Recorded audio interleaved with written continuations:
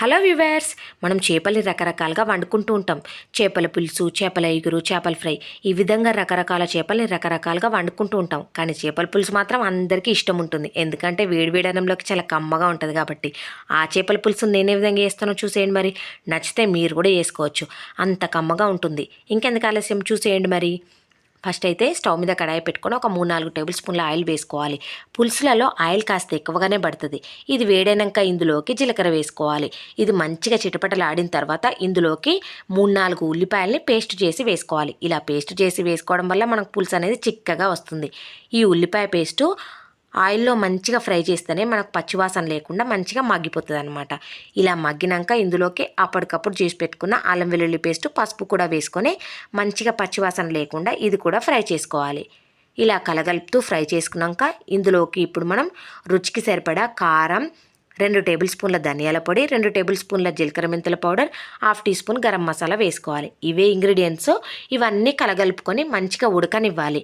ఈ ఇంగ్రీడియంట్స్ అన్నీ మంచిగా ఉడికితేనే మనకు చేపల పులుసు అనేది కమ్మగా ఉంటుంది, అదేవిధంగా చిక్కగా ఉంటుందన్నమాట.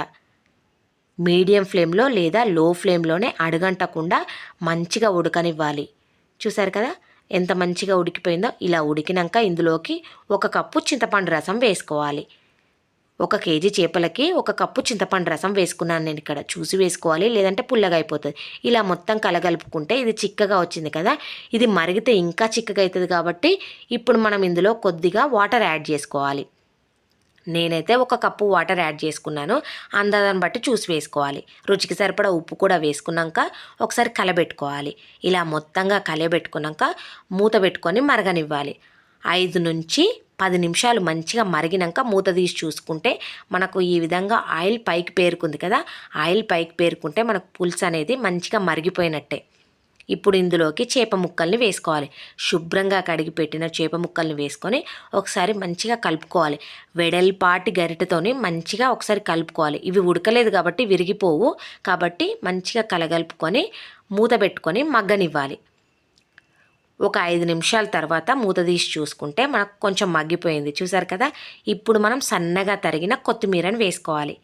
కొత్తిమీర ఫ్లేవర్ కూడా చాలా బాగుంటుందన్నమాట చేపల పులుసులో. అందుకనే చేపల పులుసు వేసుకున్నాక కొంచెం కదపాలి. ఈ విధంగా గరిటెతో కదిపితే ఏం పర్వాలేదు. వెడల్పాటి గరిటెతో కొద్దిగా సైడ్ నుంచి కదిపితే విరగకుండా ఉంటుందన్నమాట ముక్క అనేది. ఇలా కొత్తిమీర యాడ్ చేసుకున్నాక కూడా మూత పెట్టుకొని మనం మంచిగా మగ్గనివ్వాలి. ఇంకొక 5 నిమిషాలు మగ్గితే మనకు పులుసు అనేది రెడీ అయిపోతుంది అన్నమాట. చూసారు కదా. అంతా కలగలిపితే మనకు ఇంగ్రీడియంట్స్ అన్ని ముక్కలకు పడుతుంది అనమాట. మంచిగా ఉంటుంది కాబట్టి ఇలా సైడ్ నుంచి మంచిగా కలుపుకోవాలి. ఎప్పుడైనా మూత పెట్టుకొని ఒక 5 నిమిషాలు మగ్గినాక చూసుకుంటే మనకు పులుసు అనేది రెడీ అయిపోయింది. చూసారు కదా. చిక్కగా వచ్చి అన్ని ముక్కలు కూడా మంచిగా మగ్గిపోయినాయన్నమాట.